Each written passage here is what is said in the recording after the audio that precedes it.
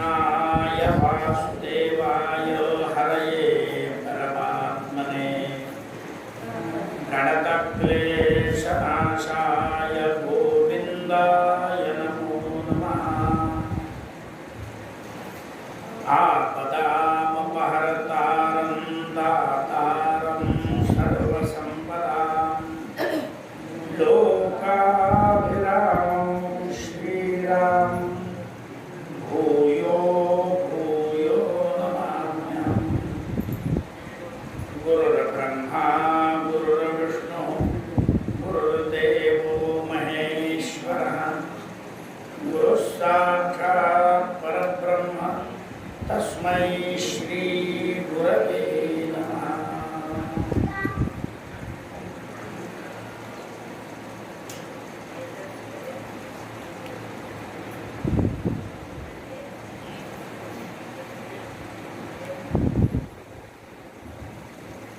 श्री महादेव उवाच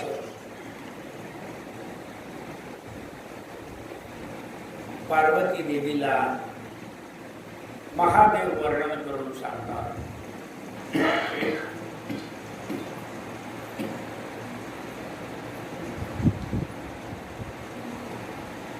सीता रामचंद्र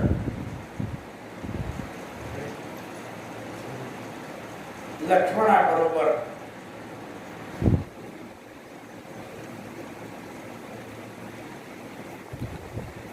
कैकेयीला वरदान दिलेलं आहे।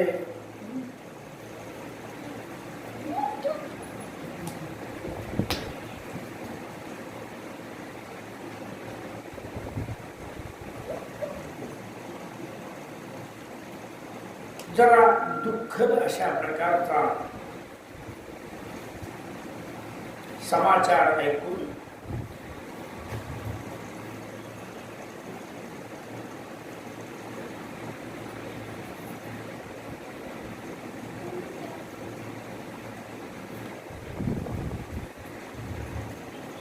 जेव्हा परत येऊ लागले तेव्हा हळूहळू ही वार्ता सगळीकडे पसरली।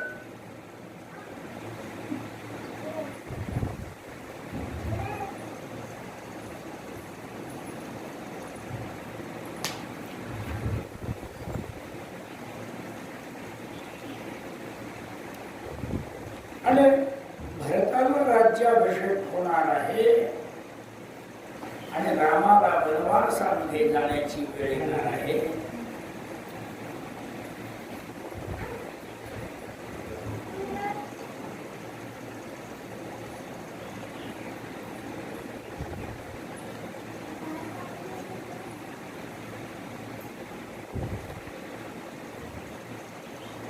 ही वार्ता भरा भरा भरा भरा सगळीकडे पसरलेली आहे।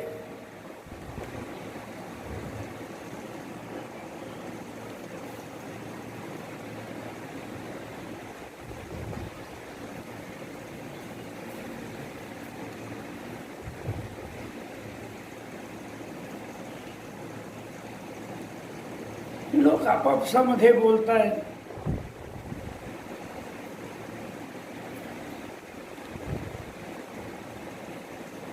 अशी जानकी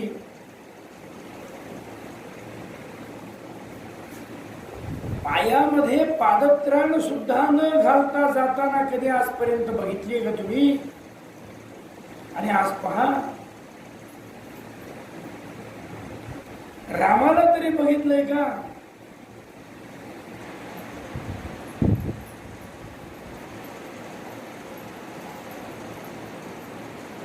कैकेयीमुळे हा सगळा प्रकार घडलेला आहे।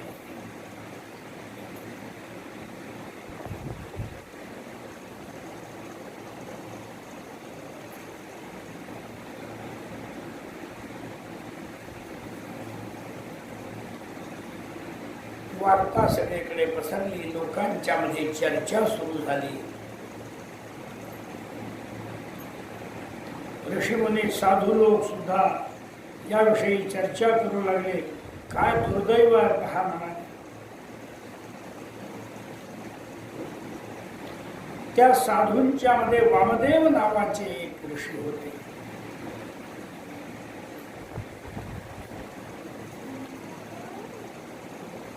त्यांनी सर्वांच्या समोर अशी गोष्ट सांगितली की अरे तुम्ही रामाला सामान्य मनुष्य समजता, तो सामान्य मनुष्य नाहीये, तो साक्षात भगवान विष्णू आहे.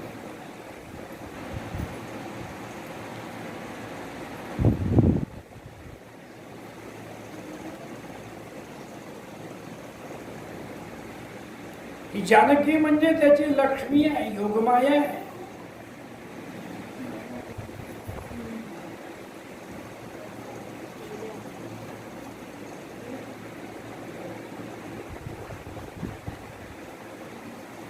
ब्रह्मा विष्णू महेश ही सगळी त्याची रूप आहे. त्याची जी योगमाया आहे, त्या मायेचे जे 3 गुण आहेत, रजोगुण, सत्वगुण आणि तमोगुण, या 3 गुणांचं कार्य करण्याकरता ब्रह्मा विष्णू महेश निर्माण.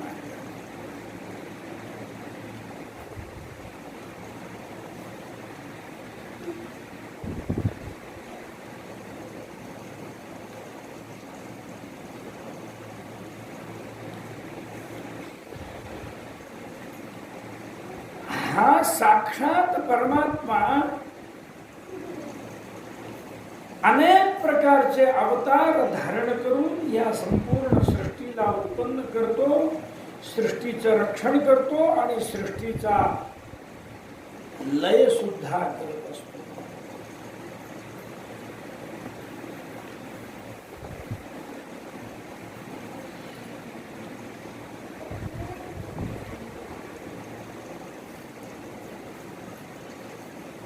रावणादिकांच्या सारखे महाभयंकर राक्षस त्यांचा अंत करण्याकरता म्हणून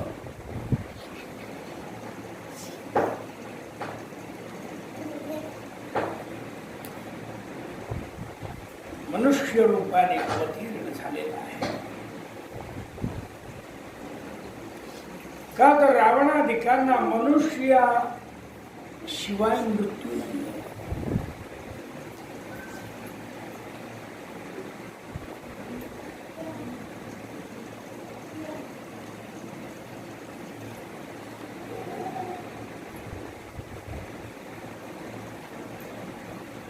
राजा दशरथाने सुद्धा भगवंताची आराधना केली, तेव्हा त्याच्या पोटी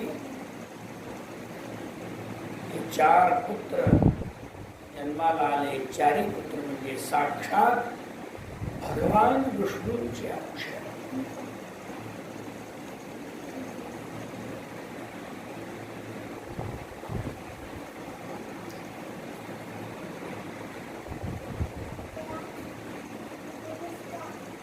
आज रामावरती राज्याभिषेक होत नाही म्हणाले.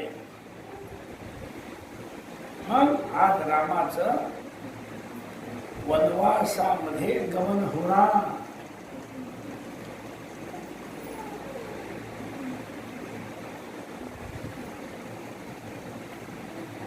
तुम्ही समजताय कैकेयीमुळे हा सगळा प्रकार घडतोय, परंतु कैकेयीमुळे नव्हे, कुणामुळे, राजा दशरथामुळे नव्हे, काही नाही. अरे पहिल्या दिवशी नारद आले होते त्याला भेटायला.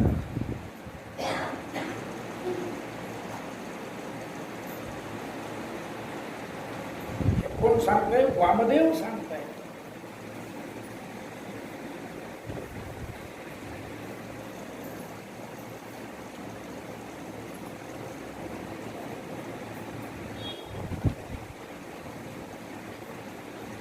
आणि नारदांचा आणि त्याचा संवाद झालेला आहे.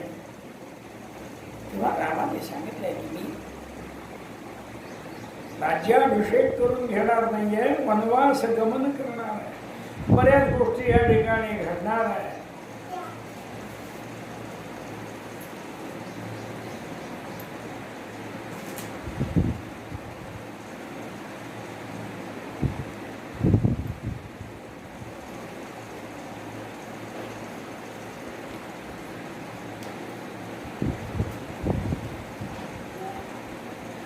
तेव्हा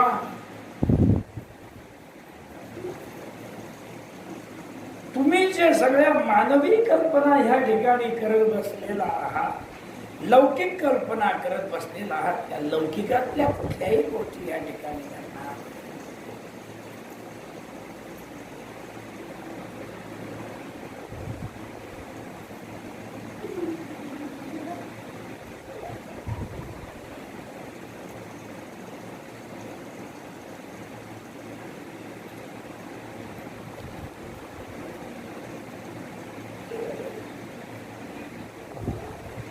राम हा परमात्मा आहे आणि त्याला कसल्याही प्रकारचं सुख नाही, त्याला कसल्याही प्रकारचं दुःख नाही.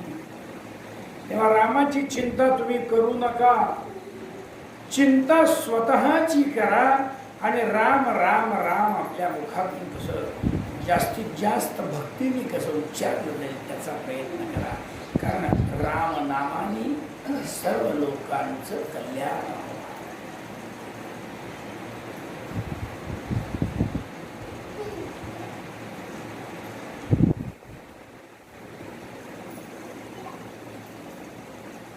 मायावी मनुष्य रूप धारण करून तू हे सगळं कार्य करतोय.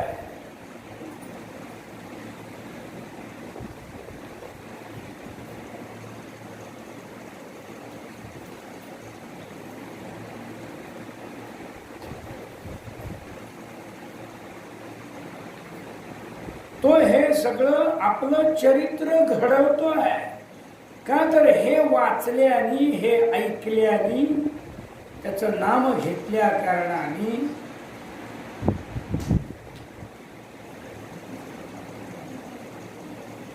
मनुष्यांचं कल्याण होणार आहे.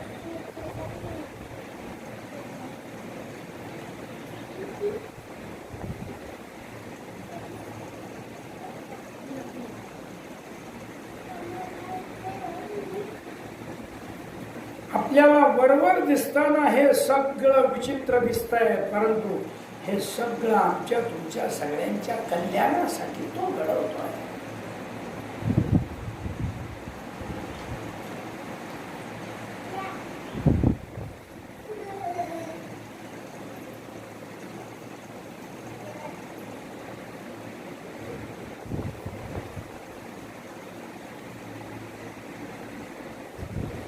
अशा प्रकारे बोलून वामदेव मुनी जे आहेत हे शांत झाले.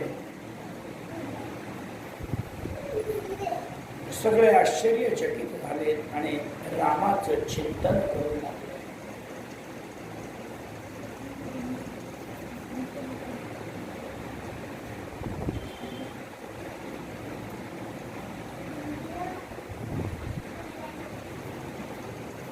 आणि सगळ्यांचा त्या वामदेवांच्या सांगण्यावरती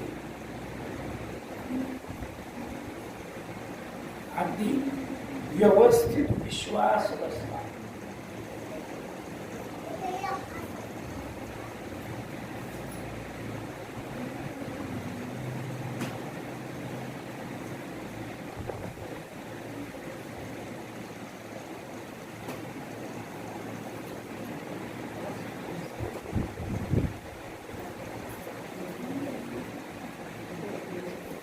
मग प्रभू रामचंद्र, लक्ष्मण, सीता सगळे महाराज दशरथांच्या तिथे गेलेले आहे.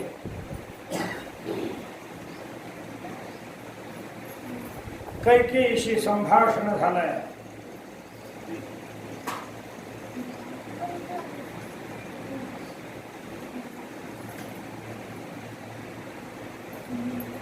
आणि सांगितलं आम्ही वनवासामध्ये जाण्याकरता निघालो.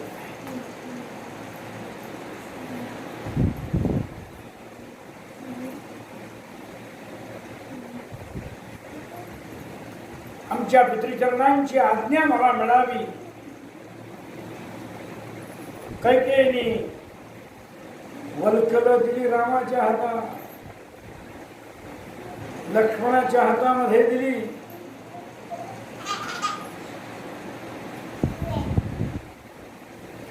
रामाने वल्कल परिधान केली, लक्ष्मणाने वल्कल परिधान केली.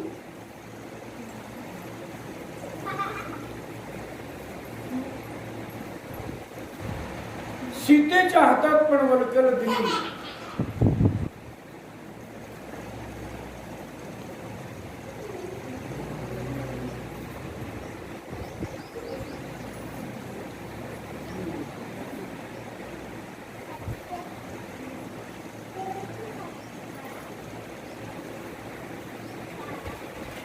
तेव्हा सीतेला नेसता येत नाहीत म्हणल्यानंतर रामाने तिला नेसवलं. हे सगळं बघितल्यानंतर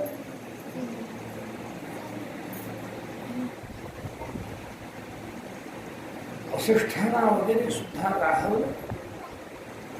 त्या कैकेयीला अत्यंत वाईट वाईट शब्दामध्ये बोलू लागली.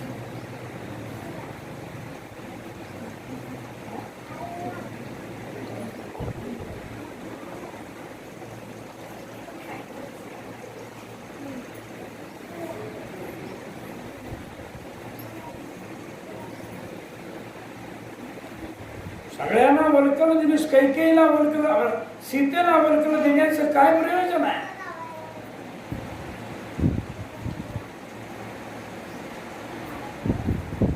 तिने एक दिव्य वस्त्र धारण केली तर तुझं काय बिघडेल?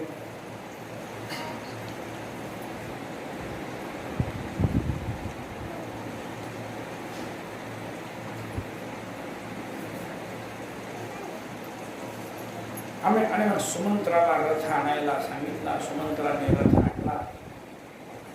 राम लक्ष्मण सीता त्या आपल्या आई वडिलांना सगळ्यांना नमस्कार करतात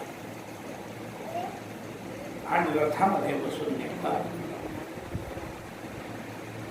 महाराज दशरथांना फार मोठं दुःख होत आहे.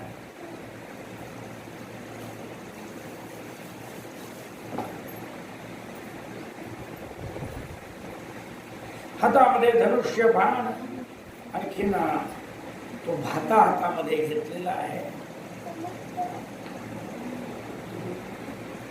महाराज दशरथ अत्यंत दुःखाने सांगतात, अरे नेऊ नको रामाला.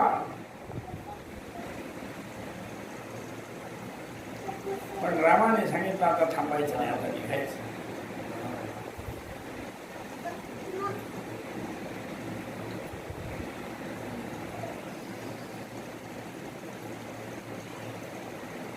थोडे दूर राम गेल्यानंतर दशरथ राजा मूर्छित होऊन पडलेला आहे.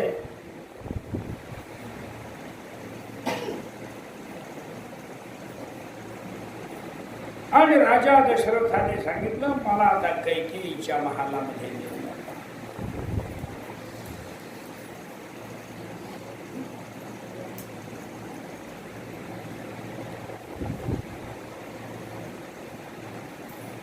मला कौसल्येच्या महालात.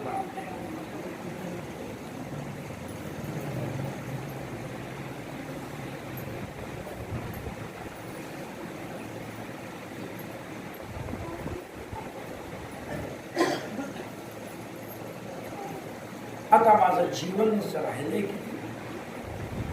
जिथे राम नाही तिथे माझं जीवन किती राहिलं?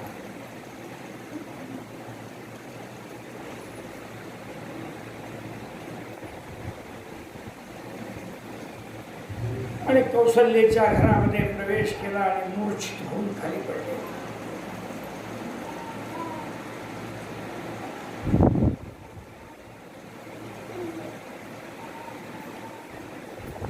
इकडे तमसा नदीच्या तीरावरती रामचंद्रांचा रथ गेलेला आहे.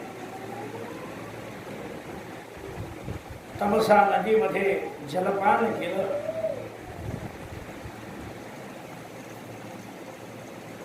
आणि निराहार त्या एका वृक्षाच्या मुळापाशी बसलेले आहे.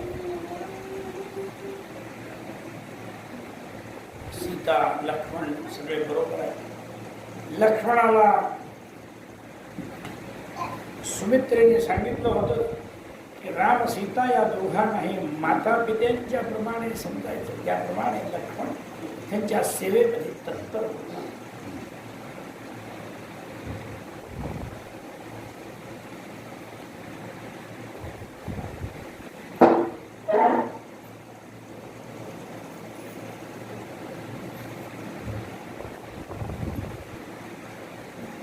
सगळे नगरवासी प्रजाजन लोक जे आहे ते सगळे त्यांच्या पाठीमागून आलेले होते.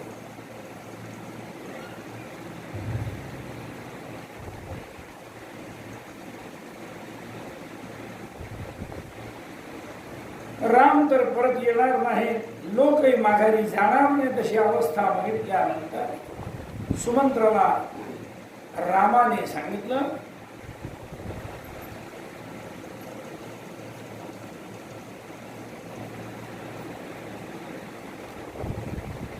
रात्री आपण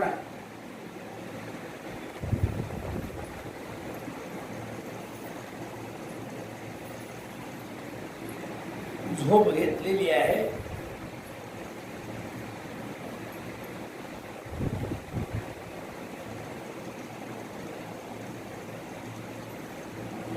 आणि सकाळी उठल्यानंतर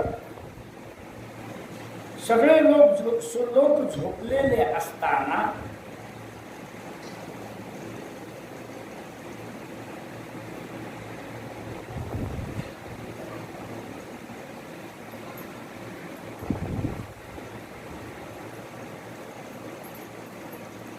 लोक उठायच्या रथ थोडा वेळपर्यंत पुन्हा अयोध्येच्या बाजूला नेला आणि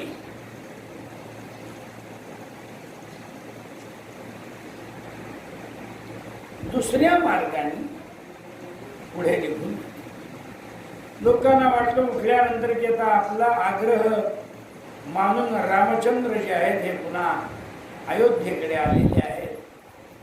म्हणून रथाच्या चाकोऱ्या पाहत पाहत ते निघाले अयोध्येकडे.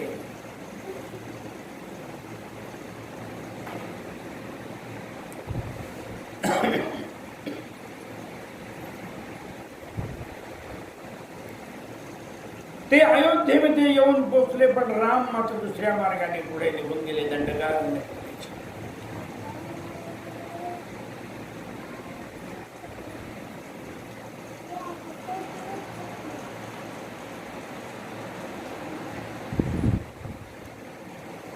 अनेक प्रकारची गावं काय, जंगल काय, नद्या काय, डोंगर दऱ्या काय पार करत करत करत रामचंद्र पुढे निघाले. आणि जाता जाता गंगेचा तीर त्या ठिकाणी लागलेला आहे.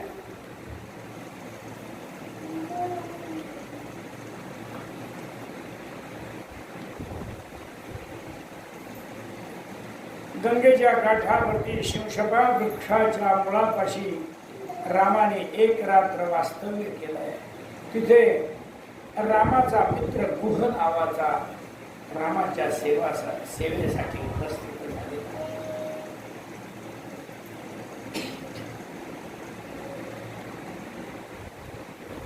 रामाला सांगतोय असा प्रकार घडलाय, मी आता दशरथावर आक्रमण करतो. रामाने सांगितलं असं काही करायचं नाही. मग हे माझं राज्य तुला घेऊन जा. राम म्हणतो हेही करायचं, आमच्या वडिलांची जी आज्ञा आहे ते करायचं बस.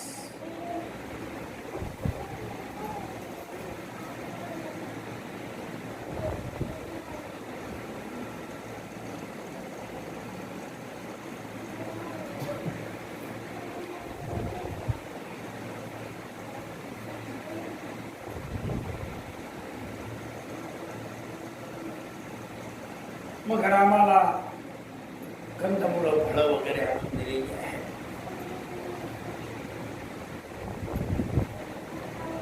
आणि सांगतो रामा माझी एवढी सेवा आपण स्वीकारा.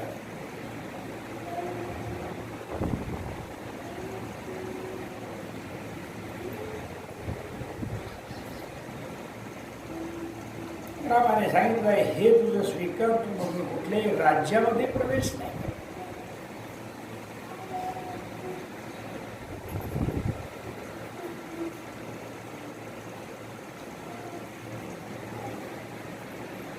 तू माझा मित्र आहे, तुझं राज्य आहे ते चांगल्या प्रकारे सांभाळ, मला त्याच्यामध्ये आनंद आहे.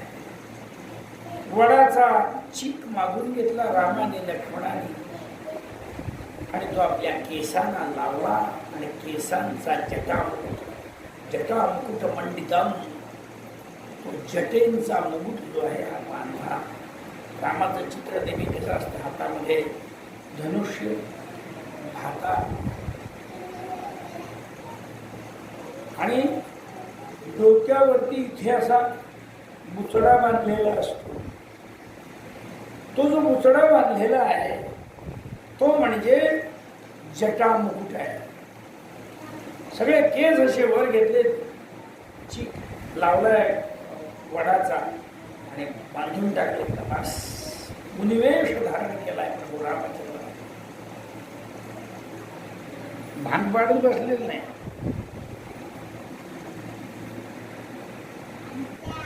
चला आता राणा म्हणून आपल्याला कोण विचारणार आहे. छान पैकी आरसे घ्यायचे, कंदवे घ्यायचे आणि सुंदर भांग करून करायचं बघा.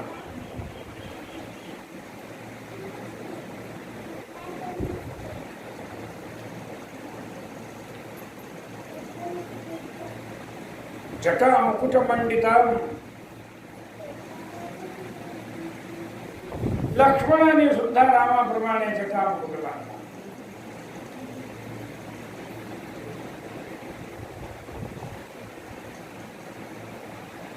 आणि त्या गुहाने दिलेलं जलपान वगैरे केलेलं आहे. गवत पानं वगैरे अंथरलेली अशी शय्या तयार केली आणि त्या शय्येवरती मास्टर रामाचं आचरण जे आहे ना, हे अगदी कसं जसं बोलेल तसं चालेल, बोले तैसा चाले, ह्या शब्दाचा पक्का अर्थ म्हणजे प्रभू राम.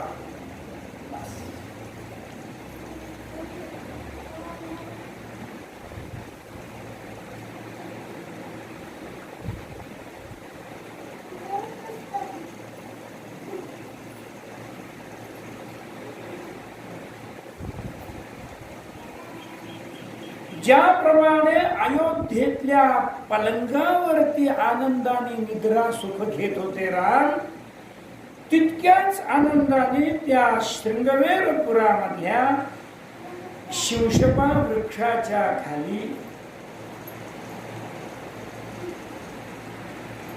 रामाने गवतावर सुद्धा तितक्याच आनंदाने ही वृत्ती अत्यंत महत्वाची आहे.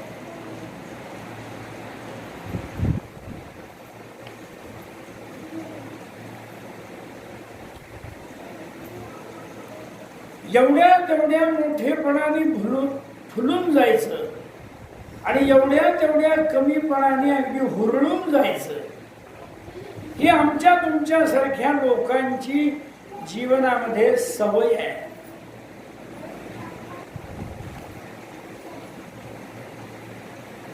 एवढं काही विशेष केलं की आम्हाला वाटतं मी काय दिग्विजय केलाय, आणि एवढा थोडासा अपमान झाला की असं वाटतं की आपण अगदी मृत्युमुखी पडलो.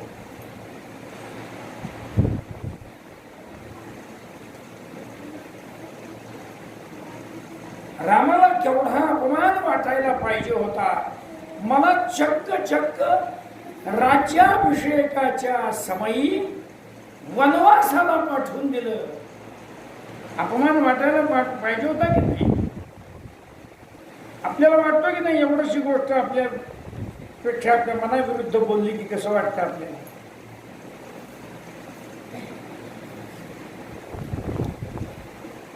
पण रामाला यत्किंचितही अपमान वाटला नाही.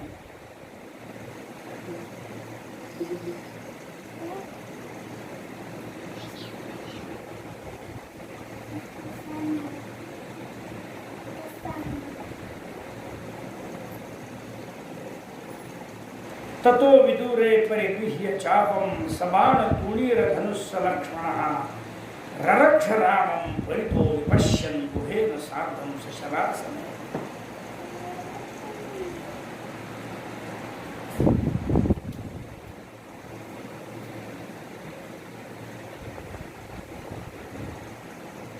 जवळच हातामध्ये धनुष्यबाण घेतलेले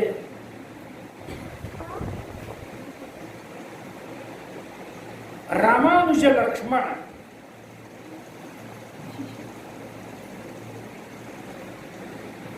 आजूबाजूला कडक दृष्टी ठेवून राम सीतेचं रक्षण करत. त्याच्याबरोबर तो शृंगवेरपुराचा राजा गुह सुद्धा त्याच्याबरोबर.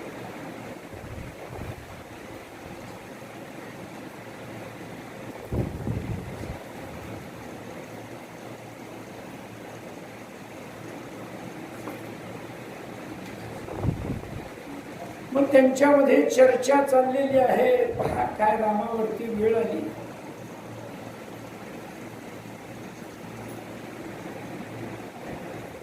खरोखर ही कैकेयी असल्यामुळे रामावरती अशा प्रकारची दुःखाची वेळ आली.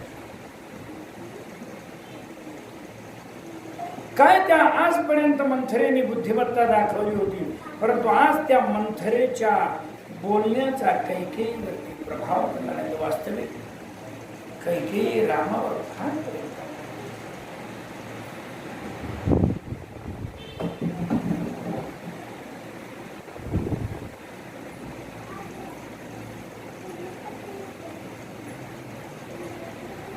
गुहाचे हे भाषण ऐकल्यानंतर लक्ष्मणाच्या मनामध्ये तत्वज्ञानाचा उदय झाला आणि तो लक्ष्मण त्या गुहाला म्हणतोय, मित्रा,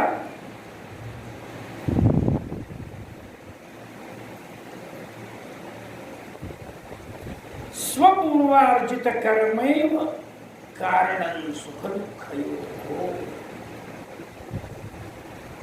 कोणी कोणाला सुख देत नाही, कोणी कोणाला दुःख देत नाही. ज्याच्या त्याच्या सुखदुःखाचं कारण त्याचं पूर्वकर्म हेच आहे, प्रारब्ध कर्म हे त्याच्या सुखदुःखाचं.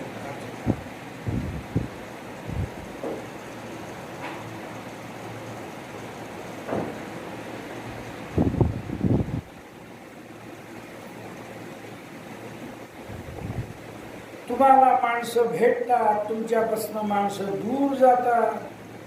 कोणी चांगले भेटतात, कोणी वाईट भेटतात, कोणी सुखदायक असतात, कोणी दुःखदायक असतात.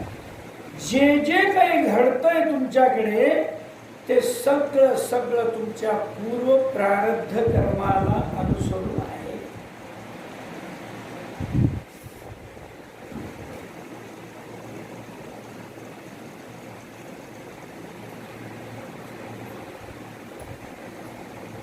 मी घडवतो म्हणून घडत नाही, आपोआप घडत असतात सगळ्या गोष्टी.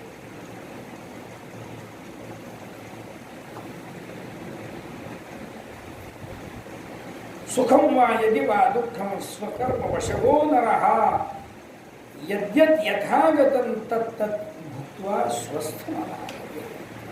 लक्ष्मणाने सांगितलंय, हे सगळं स्वतःच्या प्रारब्ध कर्मानुसार प्राप्त होत असतं. याकरता जे येईल ते सुखद आहे का दुःखद आहे, जसं असेल तसं त्याला सामोरं जावं आणि ते भोग शांतपणे भगवत चिंतन करत राहावं. ही खरी मनुष्याची जीवनाची स्थिती आहे. मला हे मिळालं तेच मिळालं म्हणून जो काही मनुष्य सुख किंवा दुःख करतो, काही गरज, शांत राहा. जे जे होतंय ते तुझ्या प्रारब्ध कर्माचंच फळ आहे.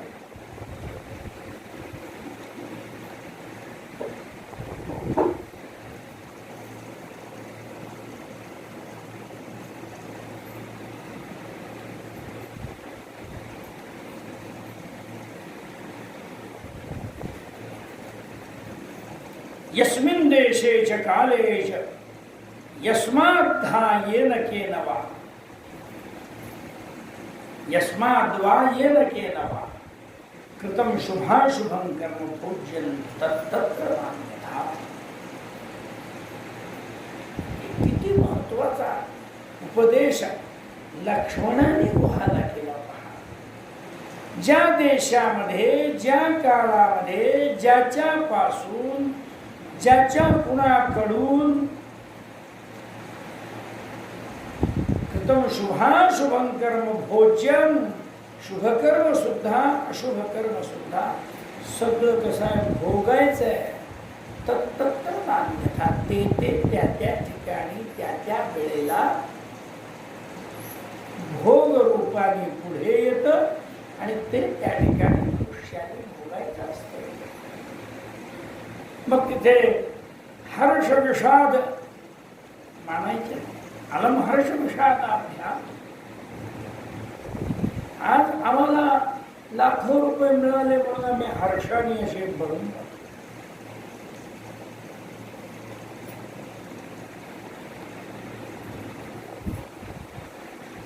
आणि आज आमचे पैसे गेले म्हणून दुःखामध्ये बुडून जातो. याच्यात सुखदुःखाचा भाग नसावा. लाख रुपये मिळाले, खुशाल स्वीकार. गेले, दुःख वाढलं. येण्याचाही योग आहे, जाण्याचाही योग आहे.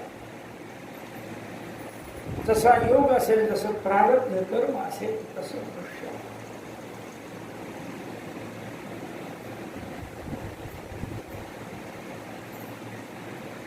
म्हणून तरी एका वाक्यात सांगितलं, विधात्रा विहितम यद्यत् तत्तद.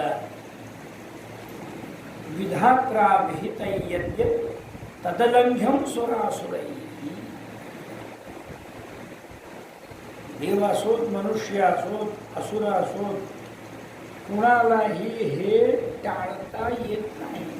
प्रारब्ध माझे सहसा टळे ना, तुझवीन रामा मज कंठवे ना, हे जे म्हणतात ना, प्रारब्ध माझं करू शकतो.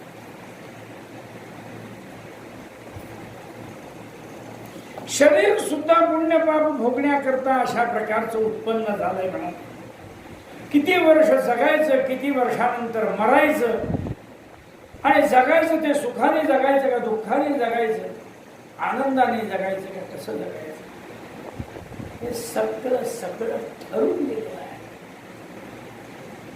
फक्त मनुष्याने त्याच्यामध्ये एक गोष्ट लक्षात ठेवली पाहिजे की जसं कसं जगायचं असू दे, काय समोर यायचं असेल ते येऊ देत.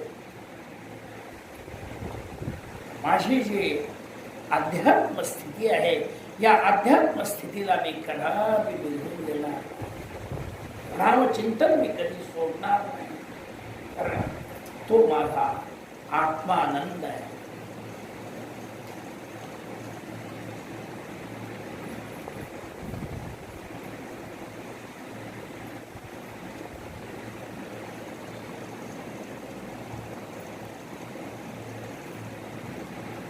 सुखस्यानन्तरं दुःखं, दुःखस्यानन्तरं सुखं, द्वयमेतद्धि जंतूनाम अलंघ्यं दिनरात्रिवत्. दिवस आणि रात्रीप्रमाणे सुखानंतर दुःख, दुःखानंतर सुख हे चालत राहणार. याला कधी कोणी टाळू शकत नाही.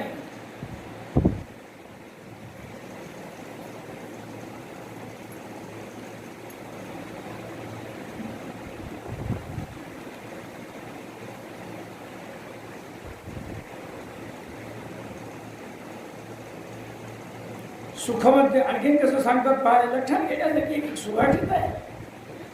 सुखमध्ये स्थितं दुःखं, दुःखमध्ये स्थितं सुखं,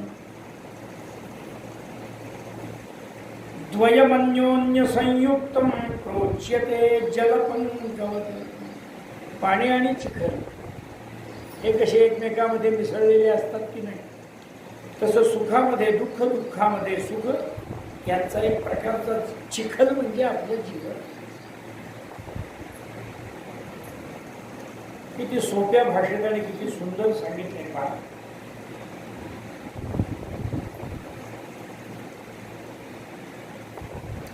शहाण्या माणसाने धैर्य धारण करावं.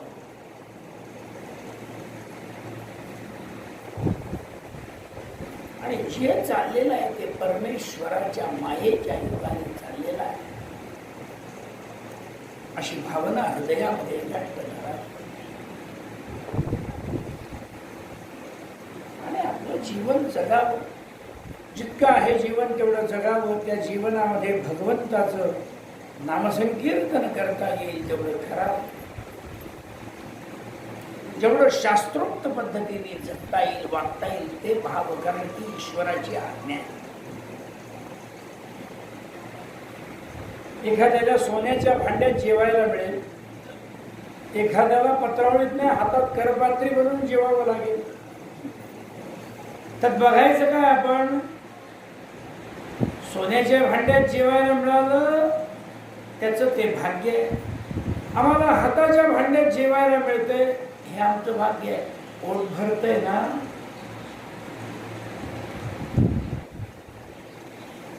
आमचे प्राणरक्षण केले जातील एवढं आम्हाला खायला मिळतंय ना,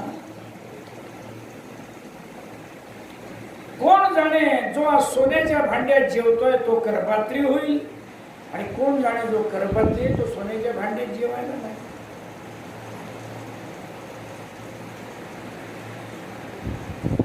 कालाचा ओघ असा विलक्षण आहे. एका कालाच्या लाटेबरोबर होत्याचं नव्हतं, नव्हत्याचं होतं हो.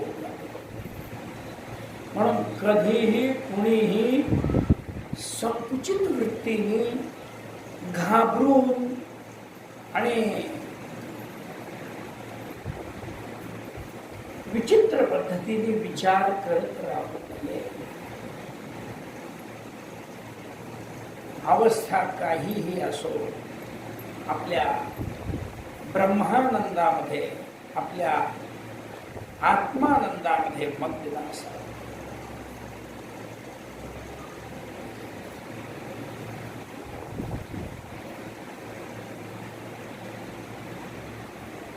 असा अत्यंत सुंदर गुह लक्ष्मणांचा संवाद रात्रभर चाललेला होता. होता होता सकाळ झाली.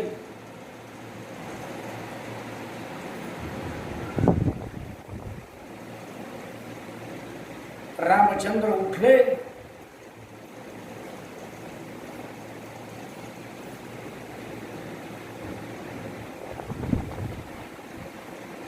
प्रभू रामचंद्रांनी सीतामाईनी स्नान संध्या वगैरे सगळं कसं व्यवस्थित केलेलं आहे. आणि गुहाला सांगितलं, आम्हाला गंगेच्या पलीकडे जाण्याकरता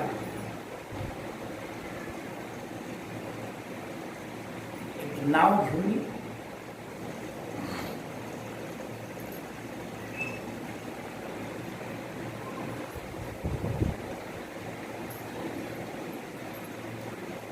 रामाचं संभाषण ऐकल्यानंतर स्वतः नावेमध्ये बसलेला आहे आणि अत्यंत सुंदर अशा प्रकारची एक नाव आणली आहे राम लक्ष्मणांच्या. राम लक्ष्मण सीता यांना पहिलं ते झालं.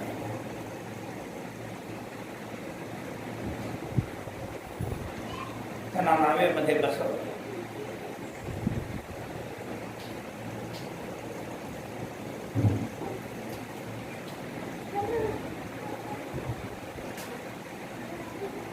आणि गंगेला पार करून निघालेले. गंगेच्या मध्यामध्ये आल्यानंतर आपण म्हणतो ना, काय हे अग्निहोत्र आणि स्वार्थाग्नी वगैरे हे सगळे विषय आणले तुम्ही समोर. हे काय सांगतात पहा. होम करायला सांगितलेला आहे, तो होम रामाने तिथे केलाय. त्या होमाला अन्नधान्य मिळालं नाही म्हणून एका हरिणाचा वध करून त्या हरिणाच्या शरीरातला काही मांसभाग काढून त्याने होम केलेला आहे.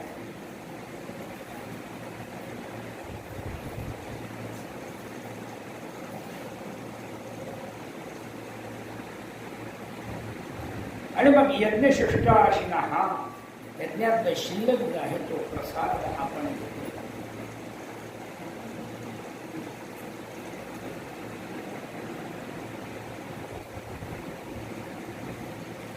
मग झाडांच्या पानावरती रात्र काढली.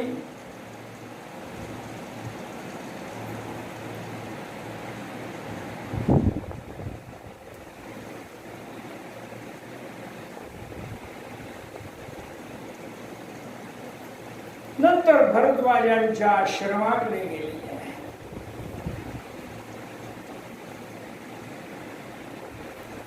बाहेरच्या बाजूला काही बटू खेळत होते. सगळीकडे बटू हे होतेच बरं का.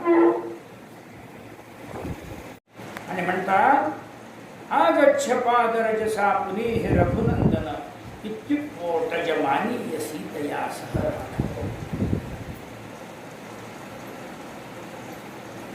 ये रामा, लक्ष्मणा सीते तुम्ही आपल्या पायाची धूळ माझ्या आश्रमाला लावा.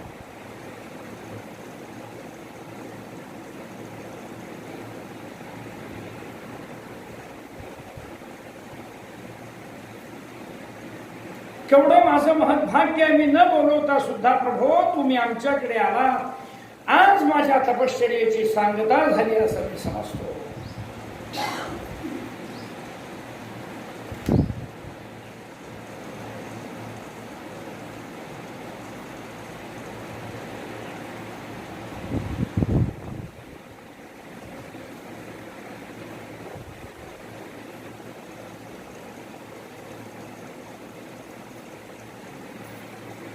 ज्ञातं राम तमोदन्तं भूतं जागामि कञ्चे जानामि त्वां परात्मानं मायया कार्यमानुषम्.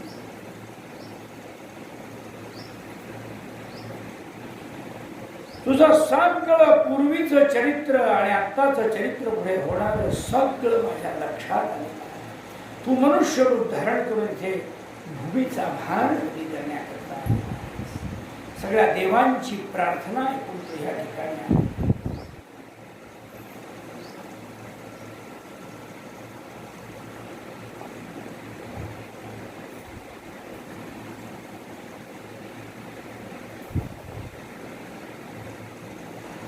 रामा.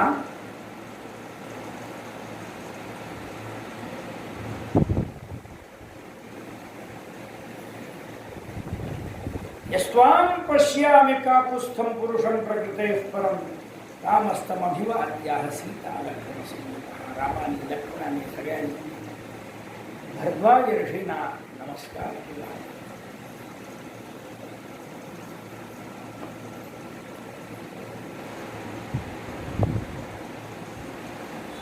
आणि ऋषी महाराजांना प्रार्थना केली. म्हणाले, महाराज आमच्यावरती अनुग्रह करा.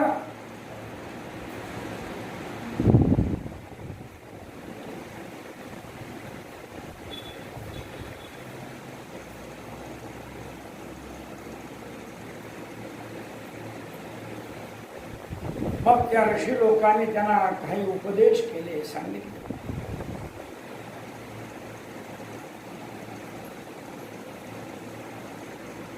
एक रात्र रामचंद्राने त्या ठिकाणी वास्तव्य केले.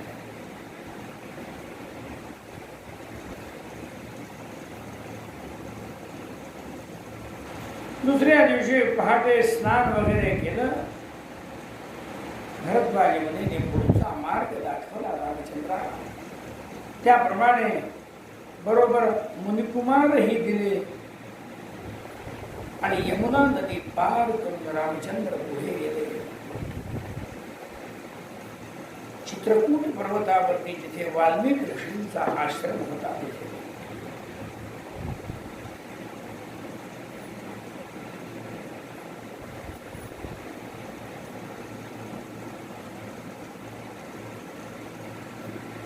अनेक ऋषी लोक त्या वाल्मिकींच्या आश्रमामध्ये राहत असताना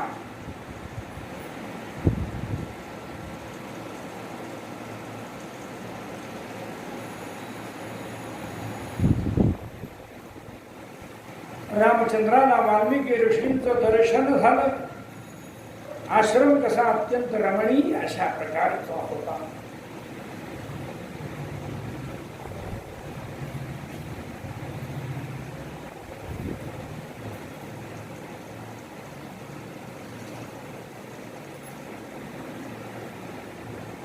ऋषींना नमस्कार केला.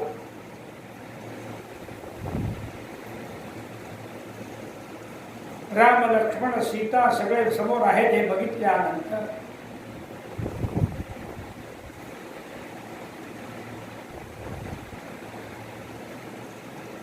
वाल्मिकी ऋषींच्या नेत्रातनं आनंदाश्रू वाहू लागले. रामाला जवळ घेऊन कडकडून मिठी मारली.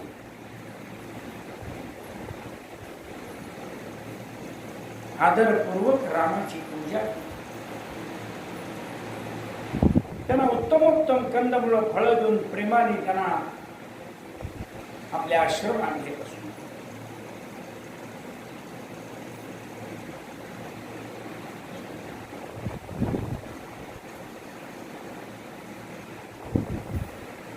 आमच्या वडिलांचं वचन खरं करण्याकरता मी या दंडकारण्यामध्ये आलो ऋषी महाराज.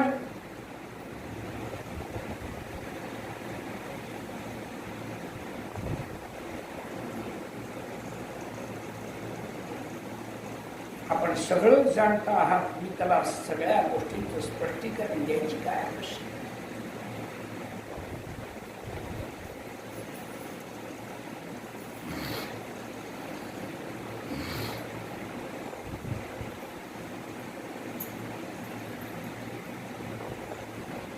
सीतेसहित काही काळ या दंडकारण्यामध्ये मी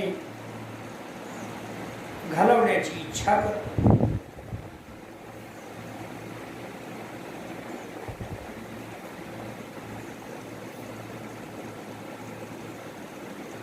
तेव्हा ऋषी म्हणतात, अरे तू सगळ्यांचं राहण्याचं ठिकाण आहेस.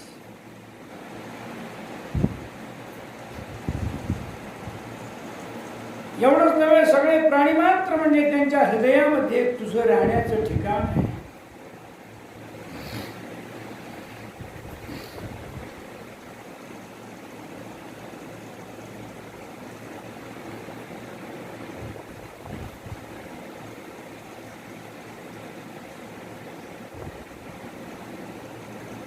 रघुनंदना एवं साधारण स्थान मुक्तंते रघुनंदन सीतया सहित विशेषम इच्छत.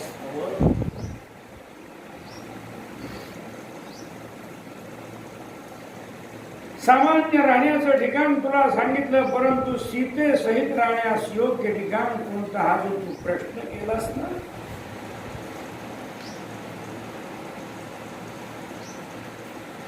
तद्वक्ष्यामि रघुश्रेष्ठ यत्ते नियतमंदिरम शांतानां समदृष्टीनां अद्वेष्टॄणां च जंतुषु त्वमेव भजता नित्यं हृदयन्ते धीमंदिरा. जे शांत दांत धर्माने वागणारे लोक असतात त्यांचं हृदय म्हणजे तुझं राहण्याचं मंदिर आहे.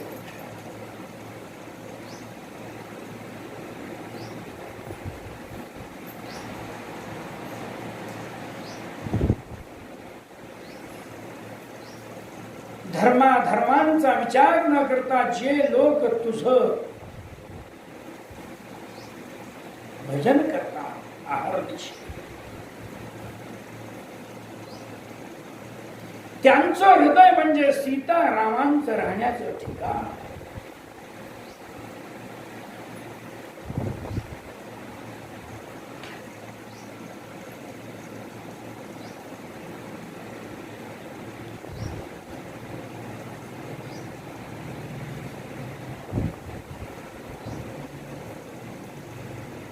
अनेक प्रकाराने वाल्मिक ऋषीने तिथे रामचंद्राला सांगितलंय, हे रामचंद्रा, जे सात्विक सज्जन धार्मिक आहेत त्यांचं हृदय म्हणजे सीतारामाचं राहण्याचं ठिकाण मंदिर आहे.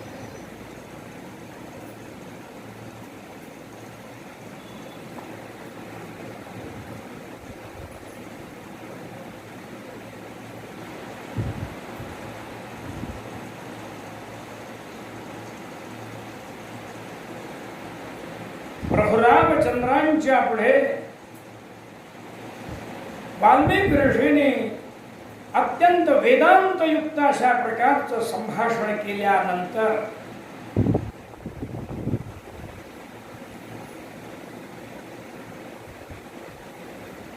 पुढे वाल्मिक ऋषी म्हणतात, रामत्वं नाम महिमा वर्ण्यते केन वा कथम यत् प्रभावादहं रामं ब्रह्मर्षित्वमवाप्तवान्. रामा, तुझ्या नामाचा महिमा असा आहे की मी वाल्याचा वाल्मिकी झालो.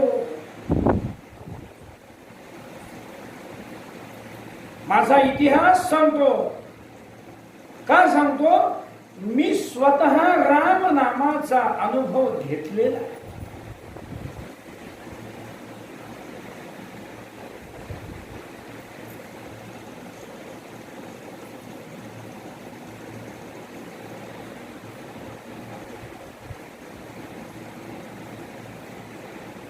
म्हणून वाल्मिक ऋषींनी स्वतःची पूर्वकथा जी आहे की त्या ठिकाणी सांगायला सुरुवात केली. म्हणाले, रामा, भिल्लांच्या बरोबर मी वाढलो, त्यांच्यातच जगलो.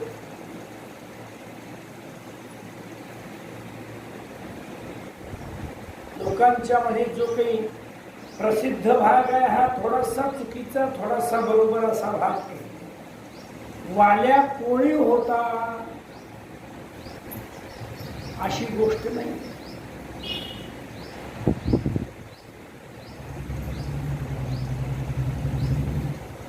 त्या किरात म्हणजे भिल्ल लोक, त्या भिल्लांच्या मध्ये राहणारा ब्राह्मणाच्या पोटी जन्माला आलेला ब्राह्मण पुत्र वाल्या होता. पण ब्राह्मण पुत्र जरी होता तरी सुद्धा संगतीने त्याचं जे आचरण जे आहे हे अत्यंत भिल्लांच्या सारखं, शूद्रांच्या सारखं आचरण.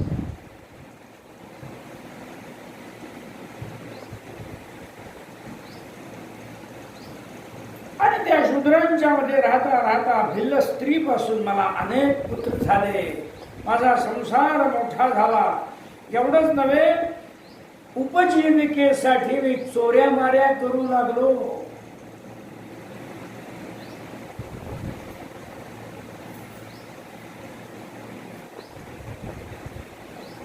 येणाऱ्या जाणाऱ्या वाटसरूला मारायचं, त्याच्या सगळ्याची संपत्ती काढून घ्यायची आणि आपला कुटुंबाचा निर्वाह सगळा चालवायचा.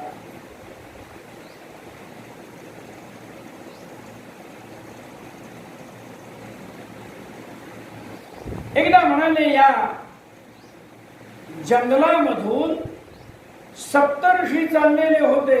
प्रसिद्ध आहे, नारद चालले होते. तात्पर्य एकच आहे,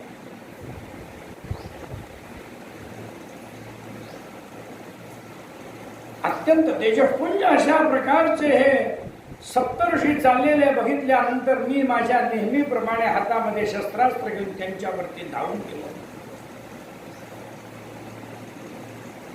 ते म्हणाले, थांब थांब थांब, का आमच्या अंगावर येतोयस?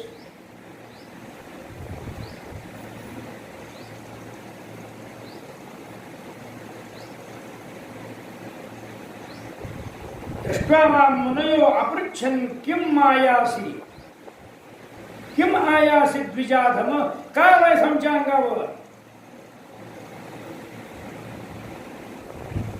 तेव्हा मी सांगितलं, माझी ही उपजीविका आहे. येणाऱ्या जाणाऱ्या माणसाला लुटायचं आणि आपलं कुटुंब चालवायचं. माझ्या कुटुंबामध्ये सदस्य आहेत.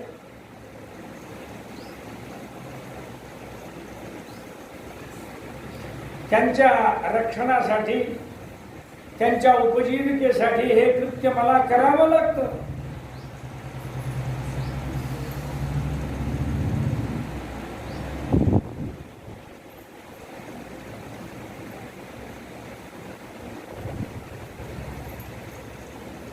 तेव्हा त्या सगळ्या सप्तर्षींनी काय सांगितलं, यो यो मया प्रतिदिनं क्रियते पाप संचयः यूयं तद्भागिनः किंवा नेति वेति पृथक् पृथक् वयं स्थास्यामहे तावदागमिष्यसि निश्चयः तथेत्युक्त्वा गृहं गत्वा मुनिभिर्यदुदीरितम्. मला त्याने सांगितलं, अरे एवढ्या तुझ्या सगळ्या कुटुंबियांसाठी तू एवढं रोज प्रत्येक दिवशी पाप करतोस, हे पाप वाटून घेणार का? संपत्ती जशी वाटून घेता तसे माझ्याकडनं होणारं पाप तुम्ही वाटून घेताय का? जा आपल्या कुटुंबियांना विचार. तुझ्या कुटुंबियांचं उत्तर येईपर्यंत आम्ही या ठिकाणी थांबतो. मग ऋषीमुनींनी मला जे विचारलं ते बोलण्याकरता मी माझ्या घरामध्ये गेलो आणि सगळ्या माझ्या कुटुंबियांना, मुला बाळांना, पत्नी होती आणि कोण बंधुभाव होते, सगळ्यांना विचारलं. तेव्हा त्यांनी सांगितलं, पापं तवैव तत्सर्वं वयं तु फलभागिनः. पाप हे तुझं तुझ्यापाशीच राहणार, पाप आम्ही नाही घेणार. मग तुझ्या पापकर्मापासून जे काही मिळणारं फळ आहे ते फळ आम्ही घेणार. संपत्ती सगळी आम्ही घ्यायला तयार, पण तुझं पाप नाही वाढलं. मग त्यांचं संभाषण ऐकल्यानंतर मी पुन्हा आलो आणि झालेली घटना सगळी त्या सप्तऋषींना सांगितली.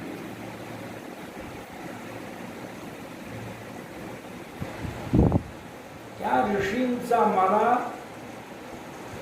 विचारला गेलेला प्रश्न, मी माझ्या कुटुंबियांना विचारलेला प्रश्न, त्याची मिळालेली उत्तर आणि असा आमचा झालेला जो संवाद, या संवादामुळे वाल्मिकी ऋषी म्हणतात माझ्या मनावरती एक विलक्षण अशा प्रकारचा परिणाम झाला. तो काय परिणाम व्हावा? बस आजपासून पाप करणं बंद.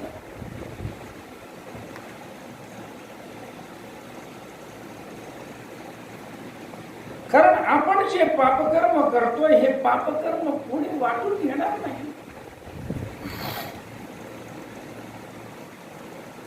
त्या पापकर्माचा जो परिणाम होणार आहे तो परिणाम माझा मलाच भोगावा लागणार आहे. आणि त्यातून मिळालेलं जे धनधान्य जे आहे ते मात्र माझे सगळे कुटुंबीय खाऊन काढणार आणि पापाचा पुतळा मी बनणार. कालांतराने मला नरकामध्ये जावं लागणार.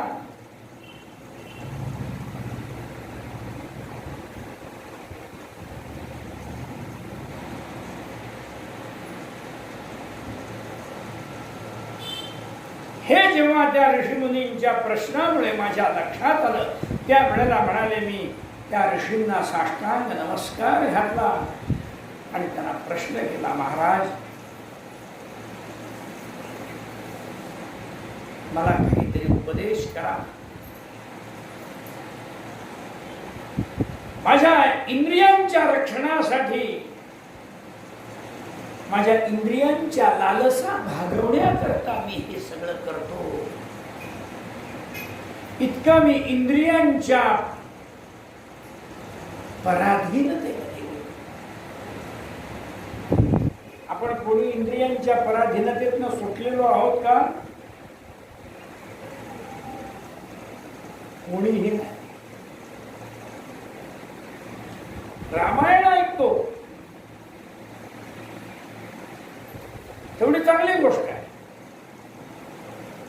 परंतु रामायण ऐकल्यानंतर सुद्धा इंद्रिय जे मागतात तेच त्यांना देत राहतो ना.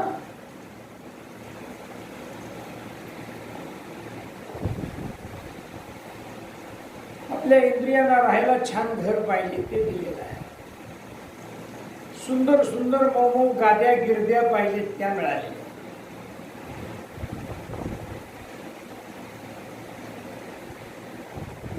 उत्तम उत्तम मधुराम ललवणकटु कषाय तिक्त षड्रसांनाने षड्रसांनी युक्त अन्न पाहिजे ते रोज मिळतंय. म्हणून रामायण ऐकायची थोडा वेळ तरी बसायची बुद्धी आहे. एक दिवस जेवायला नाही मिळलं बघू दुसऱ्या दिवशी रामायण ऐकायला येतात का? नाही येणार. आणि तिसऱ्या दिवशी जेवण मिळाल्यानंतर येणार तेव्हा विचारा की काल का नाही आला रामायण ऐकायला? काय सांगायचं, जेवणच मिळालं नाही मला.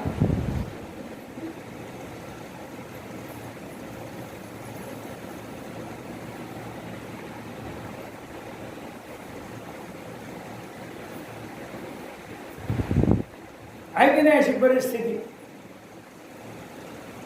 12 वाजता यथेच्छ खाल्लेला आहे, पिलेला आहे, भरलेल्या पोटावर 2 रामाच्या कथा ऐकायच्या इकडच्या कानाने, काय खायच्या इकडच्या कानाने सोडून द्यायच्या. बाहेर गेले की भाजीची पेंडी कुठे मिळते, कुठे काय मिळते, घ्यायचं, घरी जायचं, घृतकुल्या मधुकुल्या भोजन करायचा आनंदाने राहायचं. बस.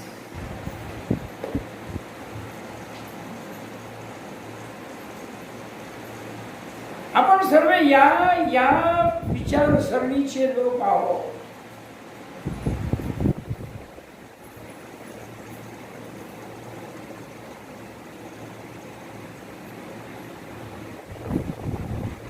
जेव्हा केव्हा असा प्रसंग येईल की या इंद्रियांनी माझा घात केला, या इंद्रियांच्या नादाला लागून मी फार मोठ्या संकटात पडलो, त्यावेळेला वेळ निघून गेलेली असेल आणि तुम्ही काही करण्याची इच्छा केली तरी सुद्धा काही करता येईल, कारण तुमच्यामधली शक्ती सगळी नष्ट झाली। याकरता जोपर्यंत अंगामध्ये थोडीफार शक्ती आहे तोपर्यंत या इंद्रियांना मारून मुटकून सवय लावली पाहिजे की रामाची सेवा करा।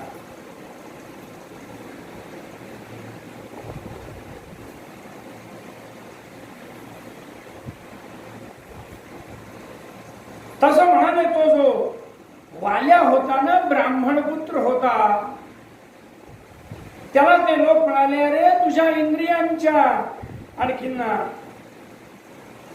संगोपनासाठी, लाड पुरवण्यासाठी तू इतके वर्ष पाप केलंस, पण तुझ्या पापाचा निधन होईल नाही।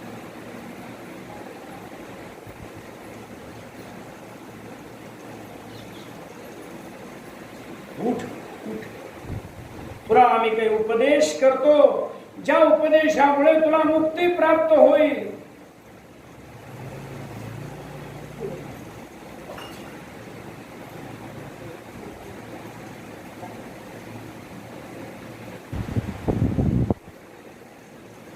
त्या सप्तर्षींना तो शरण आलेला आहे आणि शरणागताला चांगला उपदेश द्यावा, सन्मार्ग दाखवावा।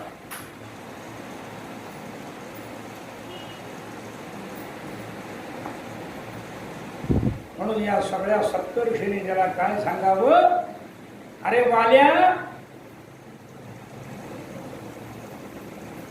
तुला सांगतो राम राम राम राम राम राम राम राम राम राम जा, बस ती दोन अक्षर तुझं सर्वतोपरी कल्याण करतील।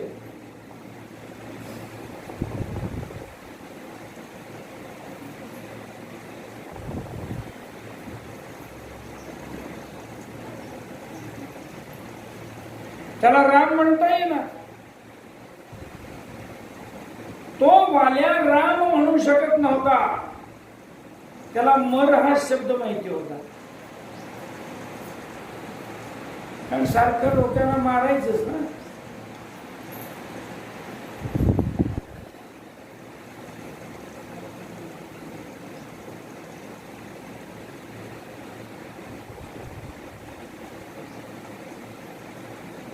त्या वेळेला त्या सगळ्या ऋषी लोकांनी त्याला सांगितलं, एकाग्र मनसा त्रैव मरेति जप सर्वदा, मरा मरा मरा मरा मर।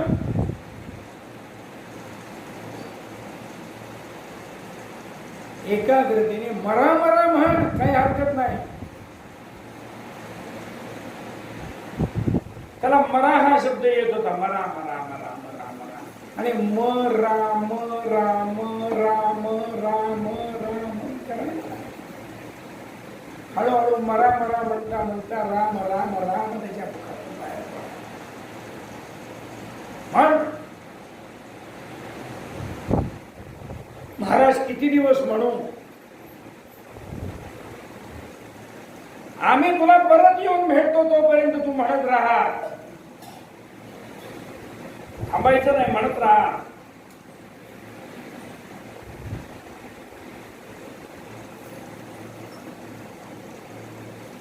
तेव्हा वाल्मिक ऋषी म्हणतात, त्याने सांगितल्याप्रमाणे आम्ही सगळं विसरलो आणि राम राम राम नामस्मरण चालू केलं।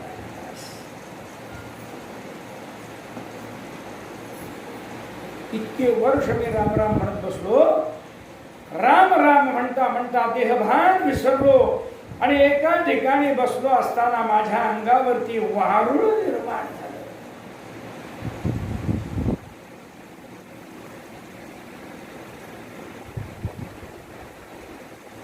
सर्वसंगभीरस्य वाल्मीको भून ममोपरी।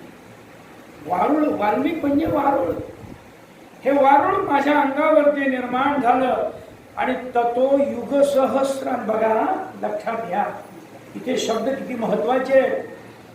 ततो युग सहस्रांते ऋषय पुनरागमन, 1000 युग मी हे म्हणत राहिलो आणि 1000 युगांच्या नंतर ते सप्तर्षी परत आले.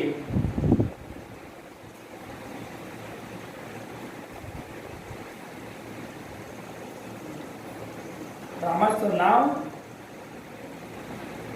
घेतल्याने मनुष्याचं कल्याण होतं ना, इतकं घ्यावं लागलं, त्याची पाप नष्ट व्हायला इतका वेळ लागला.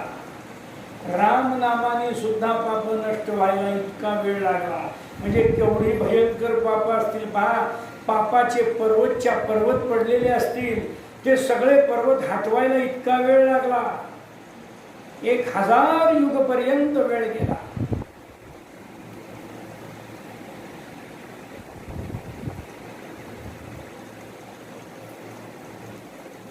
आणि 1000 युगानंतर ते ऋषी लोक जेव्हा परत आले त्यावेळेला मला म्हणाले, मामूचुर निष्क्रमस्वेति तच्छ्रुत्वा पूर्णमुत्थितः. अरे उठ,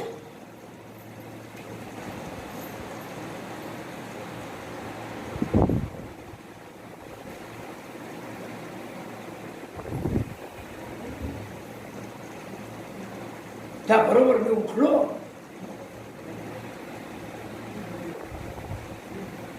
आणि त्या वारुळातनं बाहेर पडलो.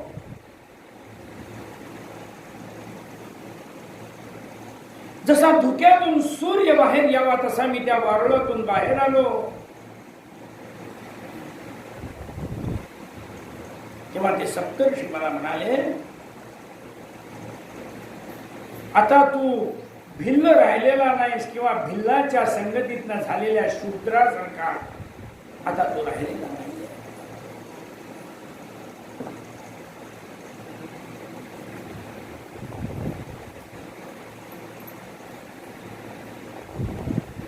तू काय झालास? वाल्मिकी झालास, वाल्मिकी. आणि ऋषी झालेला आहे. वल्मीकात संभवो यस्मात् द्वितीय जन्मते अभवत् इत्युक्त्वा ते ययुर्दीर्घं गतिं रघुकुलो. वल्मीकामधून म्हणजे वारुळातून तुझा पुनर्जन्म झाला म्हणून तू वाल्मिक ऋषी.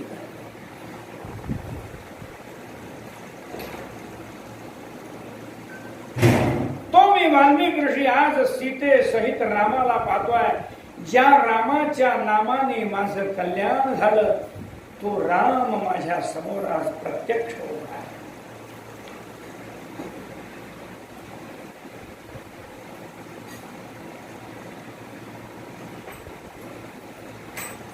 हे राजीव लोचना रामा, हे सीता लक्ष्मणा सहित असणाऱ्या प्रभू रामचंद्रा,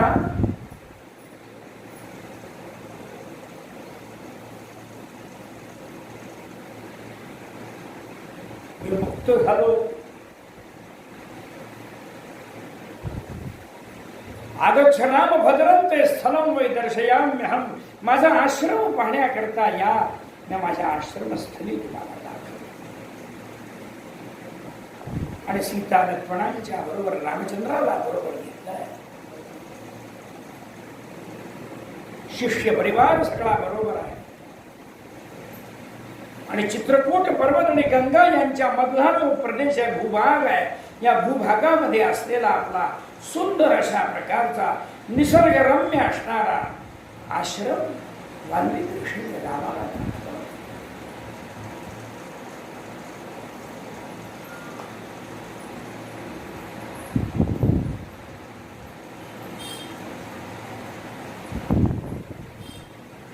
अत्यंत सुंदर असं ते वसतिस्थान, ज्याच्यामध्ये एक सुंदर अशा प्रकारची यज्ञशाळा आहे. हजारो ऋषीमुनींना राहण्याची व्यवस्था आहे. हजारोंच्या संख्येने गायी आहे.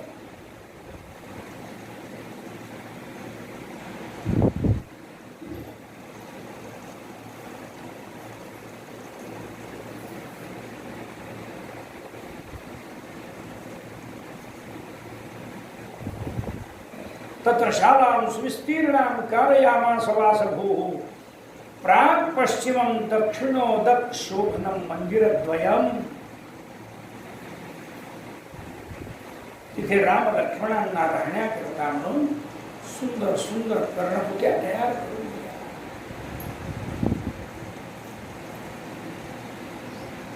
आणि तिथे अत्यंत देवासारखे सुंदर असणारे राम लक्ष्मण आणखी सीता यांना राहण्यासाठी व्यवस्था. वाल्मीकिना तत्र सुपूजितोऽयं रामस्य सीतः लक्ष्मण देवैर्मुनीन्द्रैः सहितो मुदास्ते स्वर्गे यथा देवपतिः सशच्यः. स्वर्गामध्ये शची बरोबर इंद्र ज्याप्रमाणे राहत होता त्याप्रमाणे सीतेसहित राम आणि लक्ष्मणासहित राम त्या वाल्मिकी ऋषीने नियमून दिलेलं जे स्थान आहे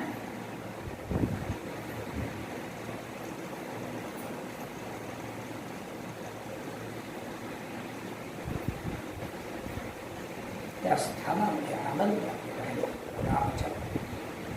हे चित्रकूट पर्वत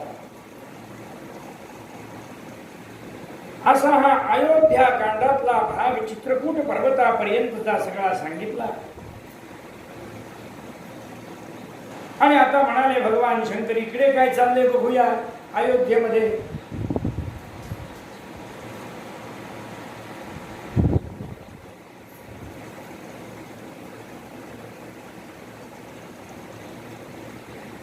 इकडे राजा दशरथ रामाचं नाव घेत घेत घेत अतिशय कष्टात घेत.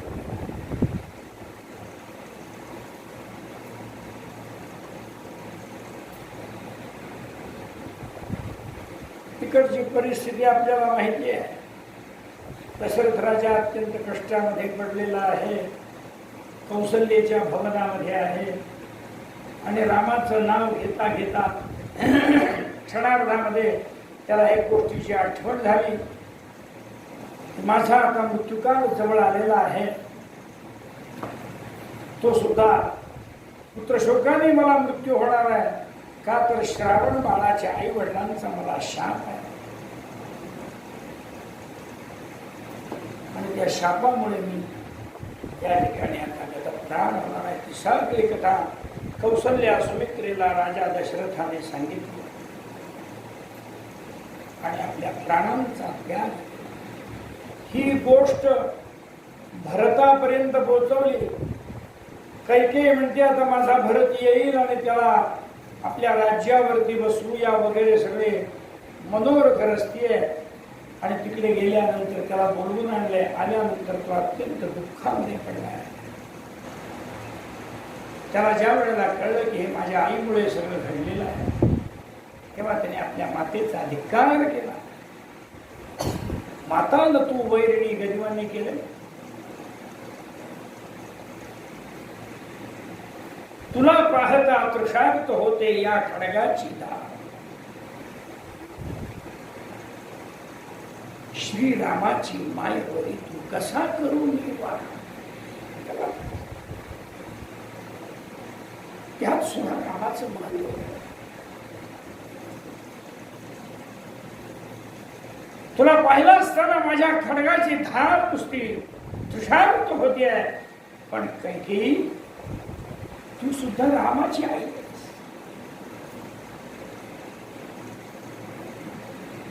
सावत्र का होईल आपण रामाची आई. पण रामाच्या आईला मी कसा म्हणू.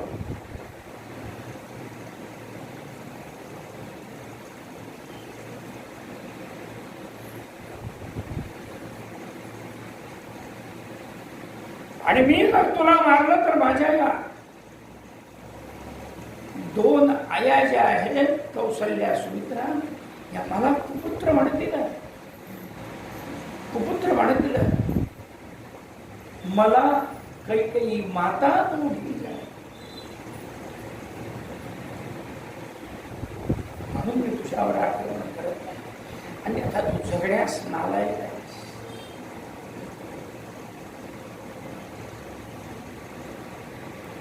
जगदवंदनीय असणाऱ्या रामाला तू वनवासामध्ये पाठवलास. त्याच्यामुळे माझ्या पित्याचा अंत झाला.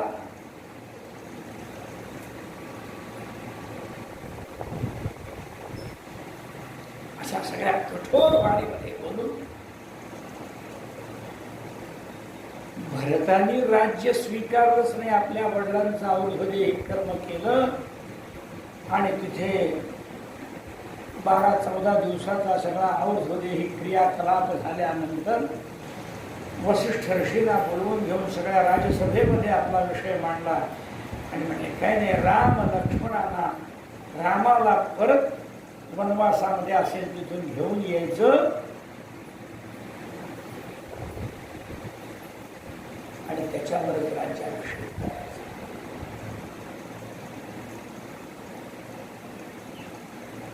तो भरताचा निर्णय सगळ्यांना अत्यंत प्रिय झाला आणि सर्व प्रजाजनांच्या सहित, आपल्या मातांच्या सहित, वसिष्ठ गुरूंच्या सहित सगळ्यांच्या बरोबर ते सैन्य घेतले, लवाजमा बरोबर घेतलेला आहे. आणखी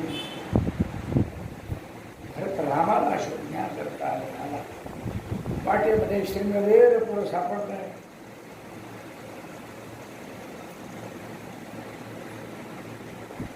त्याला शंका आली की रामावर आक्रमण करायला निघाला की काय, परंतु त्याची शंका दूर केली भरताने. गुहालाही बरोबर घेतलाय आणि रामाला शोधत शोधत शोधत भरद्वाजांच्या आश्रमामध्ये गेले. तिथे त्यांचं फार मोठं स्वागत केलेलं आहे. वाल्मिकी रामायणामध्ये भरपूर वर्णन केलेलं आहे.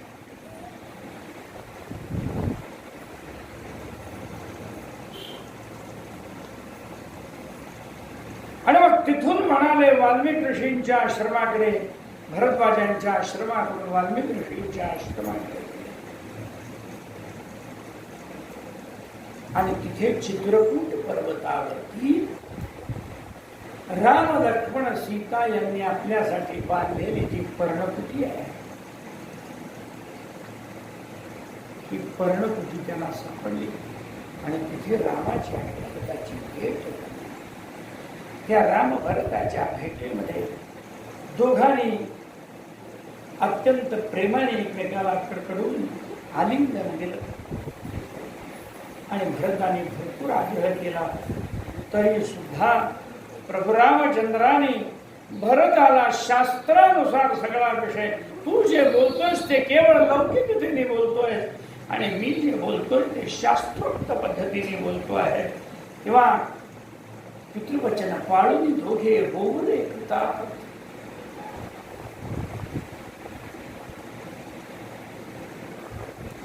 आणि आपल्या रघुकुलाची जी रीत आहे ना,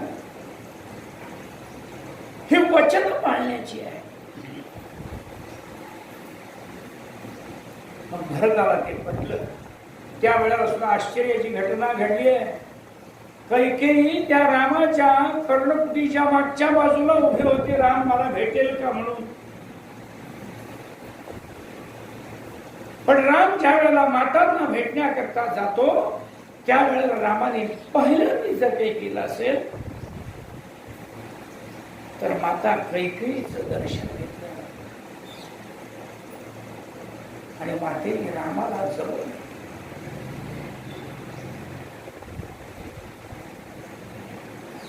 ही रामाची नीती आहे.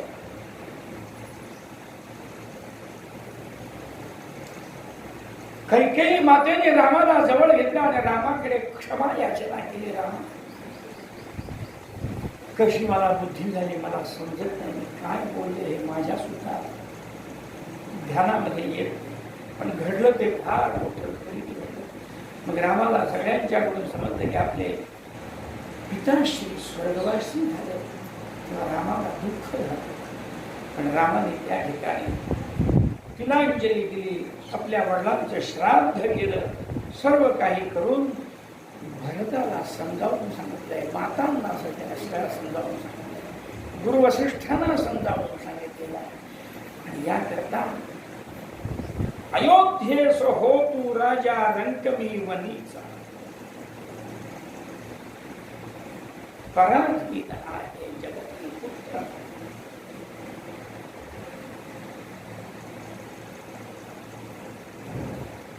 प्रत्येक मनुष्य आपल्या आपल्या प्रारब्ध कर्माच्या अधीन आहे.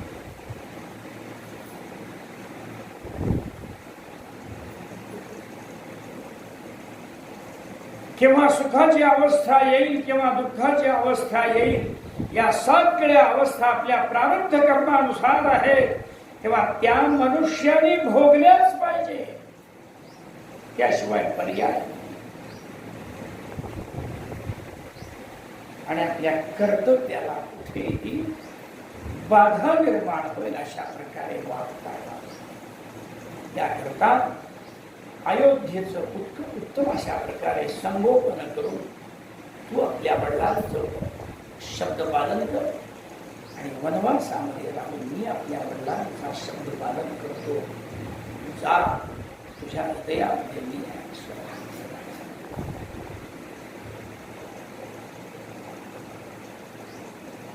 आणि भरत जो आहे हा सगळ्यांना घेऊन परत येतो.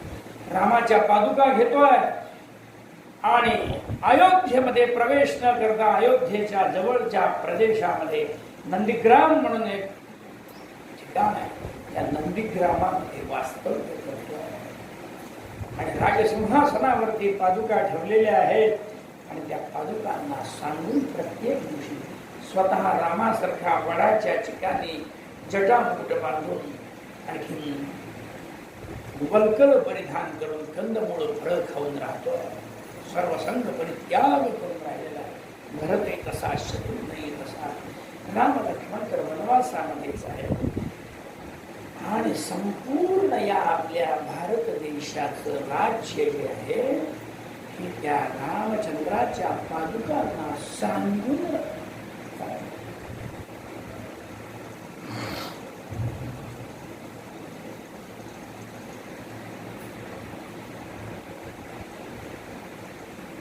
हा सर्व कथाभाग आपल्याला माहिती आहे.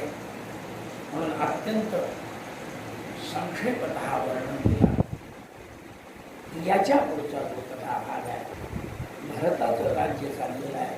त्यापुढे प्रभू रामचंद्र चित्रकूट पर्वतावरून पुढे कसे कसे प्रवास करतात त्याविषयीचा जो कथाभाग आहे हा आपण उद्याच्या प्रवचनामध्ये पाहू.